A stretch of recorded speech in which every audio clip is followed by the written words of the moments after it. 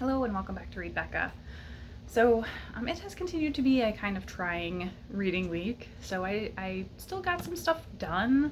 So let's talk about what I did actually read, but it was mentally hard this week because I was reading so slowly.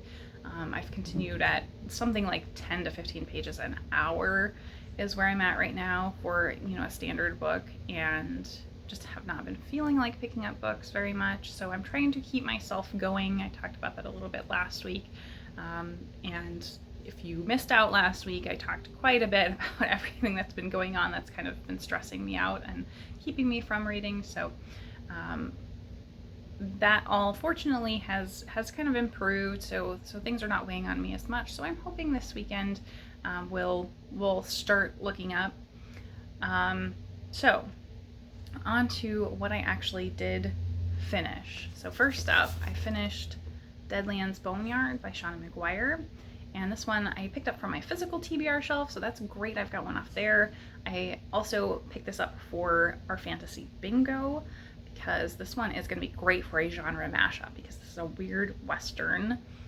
So that means it has kind of horror elements, Western elements, fantastical elements. It's got a lot. So this one ended up really surprising me because I was expecting it to be quite pulpy because it is a weird Western. It's a tie-in novel to the Deadlands RPG, so I wasn't really expecting too much out of it, but it ended up being really fantastic because of how much McGuire does in terms of the characterization. So the story here is that we're following Annie Pearl, who is kind of this mistress of oddities for a circus who travel around, and it's kind of a frontier setting. And they have heard rumors about this place in Oregon, very, very remote, called the Clearing. And supposedly the Clearing is very kind financially to visiting entertainment. So they have that one rumor, but then the other rumor that's going around is also that people occasionally disappear from there. So they decide to go anyway and kind of chalk that up to, it's just a rumor, right? And so they travel all the way to the Clearing, and we're kind of learning Annie's backstory as we are going along and learning that really this is a story of a woman's resilience, and she has escaped a abusive relationship and has left with her daughter and is a single mother. And so it's really that story of resilience, and we get so much depth to her character that is incredible. So I thought that was great, and I think that has become a trend more recently, and this kind of beat the trend, I guess, because this was from 2017, I think, and we've seen that happen a lot where horrific stories are used to tell that story about the resilience of a woman.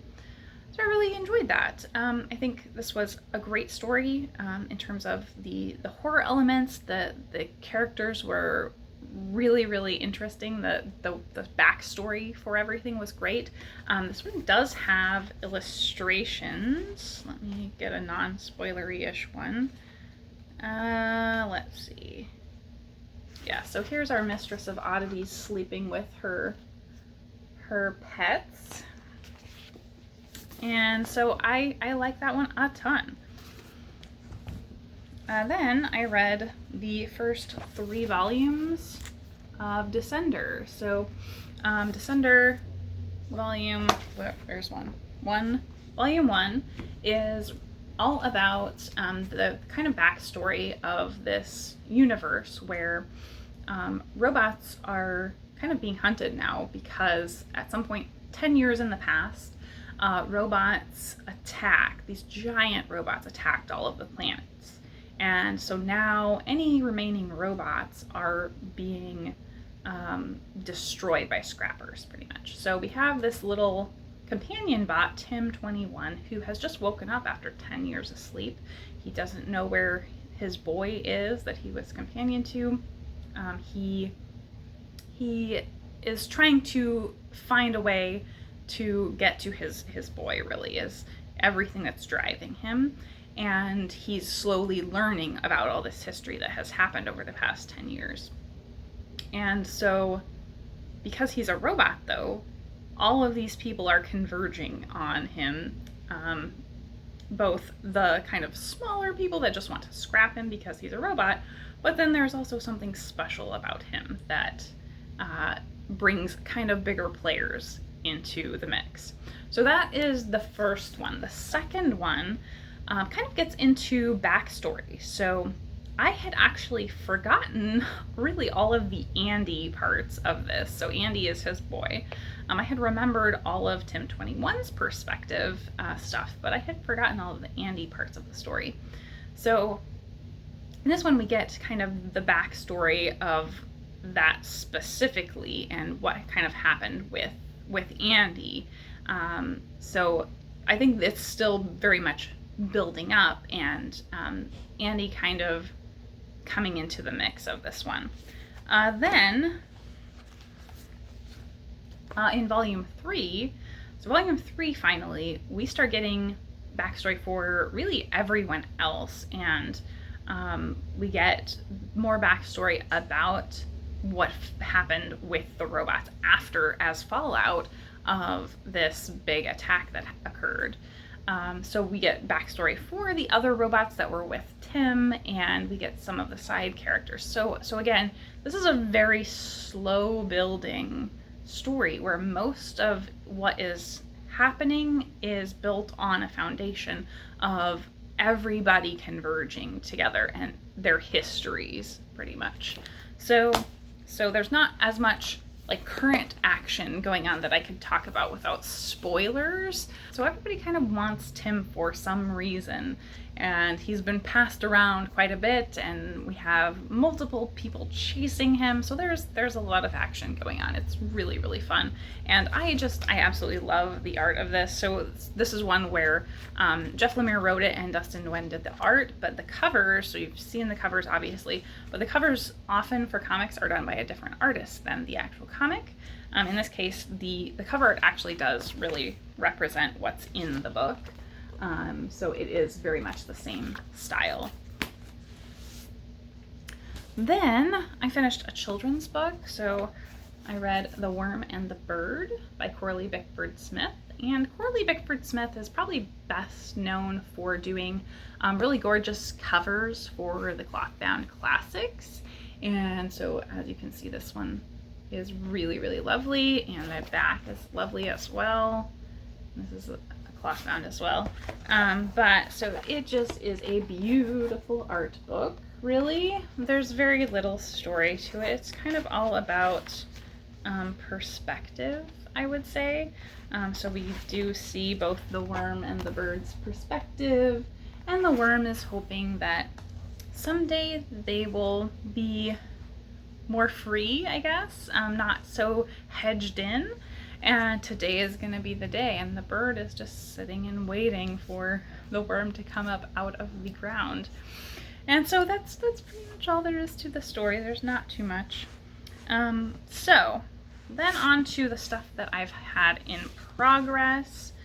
So on my Kindle, I am still working on my arc of my letters to Conceição, and I mentioned I started Frog Music, so I'm still reading this. I'm still not really liking it, but I did discover that the kind of one complaint I had previously was that the most interesting character died right at the beginning, and now it is not being told linearly. So that's not really clear at all.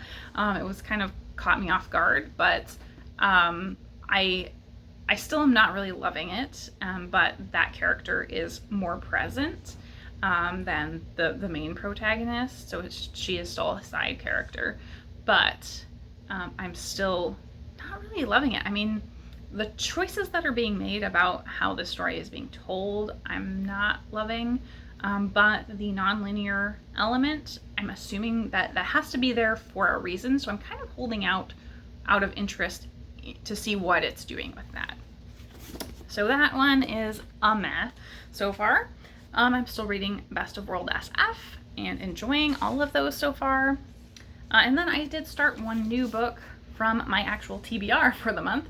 This is A Boy and His Dog at the End of the World by CA Fletcher, and I'm really, really enjoying this. So it's very hard to explain how a post-apocalyptic book can be cozy or calming, but it really, really is.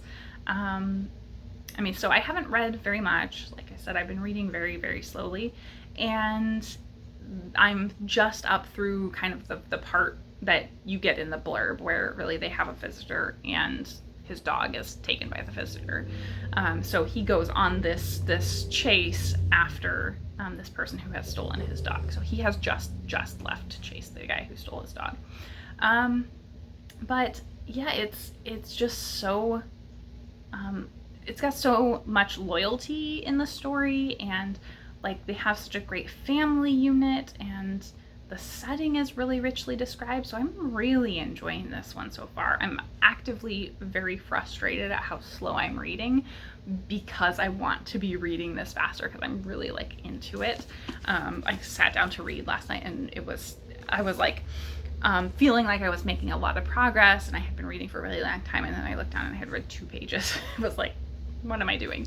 You know, I had that feeling kind of at the library as well this week. It's been very weird where I was there and was just feeling overwhelmed by the size of the books. Like I've never felt that before at all, but it was just like, I don't feel like I can get anything because I can't actually read it in reasonable time right now. And, you know, so everything I was looking at, I was just like, I don't really feel like I can check anything out. So, so my reading has just not been great. Otherwise, I think things are going quite a bit better life-wise, and actually the 3-day weekend last weekend did help quite a bit.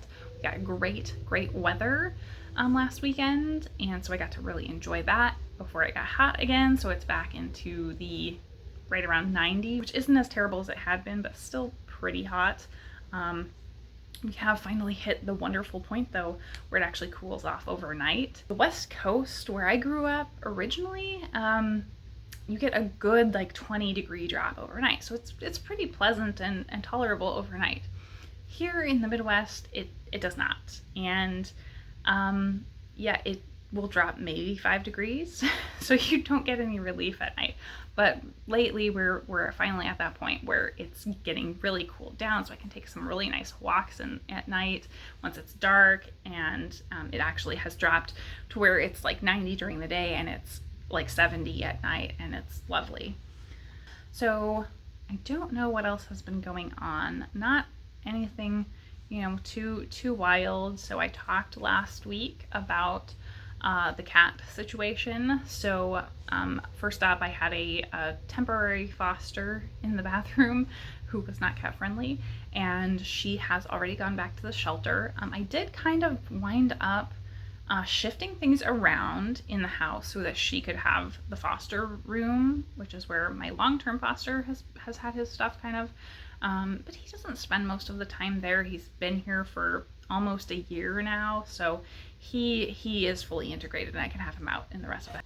Sorry, so somebody came to the door, so I don't remember what I was talking about other than cats, my short-term foster. So I think I was saying that I got the foster room situated so that she could be in there full time, and she spent about a day in there, and it was a really good situation for her. So she calmed down so much being in there and not having to kind of be ferried back and forth between the bathroom and the basement, so she could get some roaming time. And she was not really roaming at all when she was down there. She was just wanting to go back to her safe spot.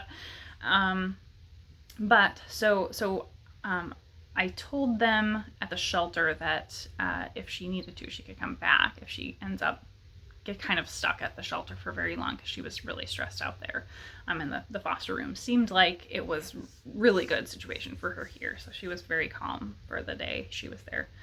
So, but even if she doesn't end up coming back, now that I've got Coco out of there and situated kind of more permanently, I can start using that for other fosters. So it sounds like there is going to be a massive transport of fosters coming in from shelters that were impacted by Ida in about a week or 2, and so I may take a foster for that as well. So I'm interested in doing that, and it's something that I've felt like I've really been on hold because I've had Coco for so long, my long-term foster, and with his health, I haven't known whether I should take somebody else on, because his health could decline really quickly, and that's a lot of work when it does.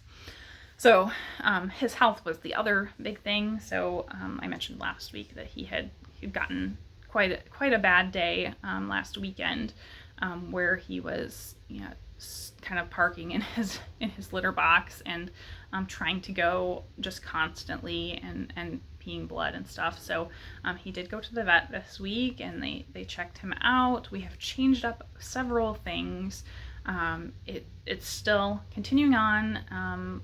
He's hanging in there. He's feeling quite a bit better just with the medication that the shelter gave me before he had even seen the vet. So he did bounce back pretty good, and we're going to take him in and have his blood work checked again in a week and see if he's back improving or if he's really declining. So I think Coco is doing well and pretty well back to his normal self, so that's very positive. I don't have any really major worries about him massively declining imminently anymore, so that's really good. In terms of other stuff, like I said, reading has been very slow, so I watched a lot more stuff than normal, and with 3-day weekend I did that as well. So I finished the Chocolate Showdown, Great Chocolate Showdown on Hulu, and really enjoyed that. I think there's 3 seasons, and I watched all 3 of them now. It's so fun, and I love that they show the techniques. I think I've said this before, but they show the techniques at the start and demonstrate that, because these are like home cooks, not professionals, and so it really kind of feels like you're actually learning something.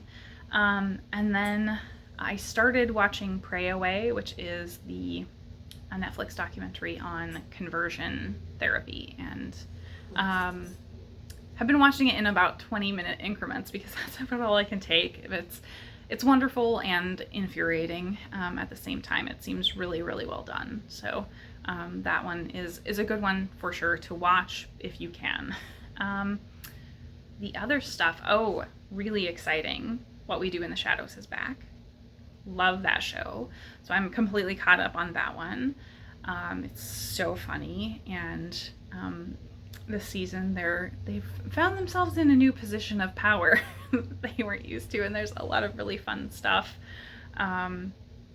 So that has been really enjoyable. I'm liking that show a lot. And though they announced Great British Bake Off, so we have dates for the next season of Great British Bake Off. Yes. It's coming up, I think in the UK it's going to be the 21st, but the US it's 24th on Netflix as always.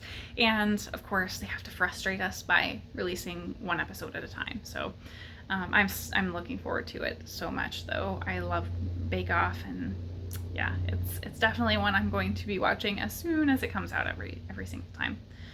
So I think that's it for show stuff, really. I'm still continuing on my watch of Veronica Mars a little bit at a time as well, so that has been popping up regularly. So yeah, enjoying all the stuff I'm watching, really. Otherwise, I think we had bookish news this week with the Women's Prize, and Susanna Clark won for Piranesi, which was so exciting.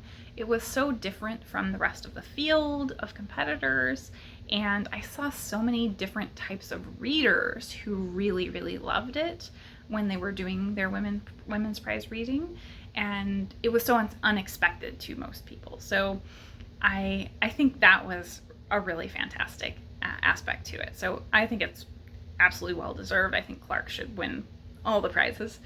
But there was a great conversation between Susanna Clark and Neil Gaiman. And I absolutely loved it because it's like we're snooping in on them just having a chat because they're actual friends. And he, talks about that a little bit. But it was just so delightful. Like, just go make yourself a cup of tea and watch that. I will link it down below for sure. But it was just so cozy and great and heartwarming, and they're so kind to each other. Yeah. So that'll be recommendation 1. My other recommendations for the week are Onyx Pages is doing a series of videos that are author interviews, discussions, called Written with Purpose. And if you somehow are not familiar with Onyx Pages, you should definitely check the channel out immediately. It focuses on Afrofuturism. So Ngyuen reads other stuff, but has a very specific focus for what the channel covers. So that's really interesting, because I don't think there are any other channels doing that. But so this is a series of authors of color in conversation about their work. And so I'm very curious about that. I haven't watched it myself yet, but Onyx Pages does such great work, and Ngyuen is doing amazing things on her channel. So I know I can recommend it to you without having watched it yet, but that for sure is on my docket to get to at least 1 or 2 of those this weekend.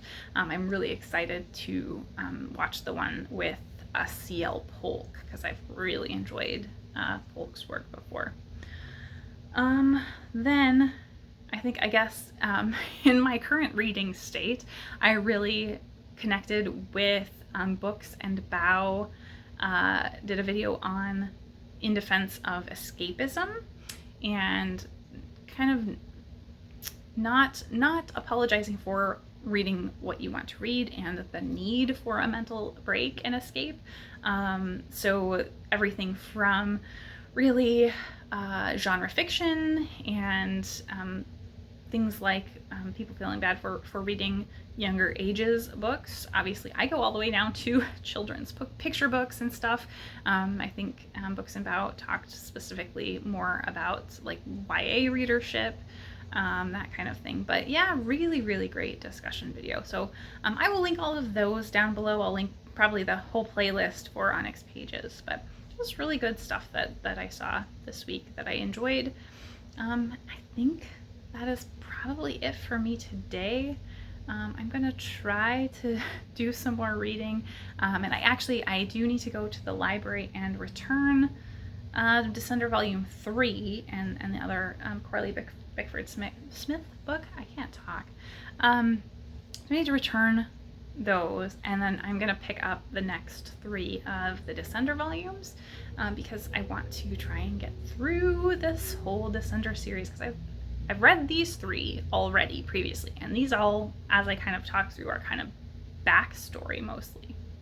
So I think we're kind of moving out of backstory, and 4, 5, and 6 should be pretty much new stuff, hopefully, and I haven't read it yet, so that's very exciting. So it's very hot outside, and I think I'm going to be staying inside in the air conditioning mostly. I did get out for a very good walk this morning before it got hot with the dog, and we're chilling now. So yeah, that's my plan for the afternoon. Thank you all so much for watching.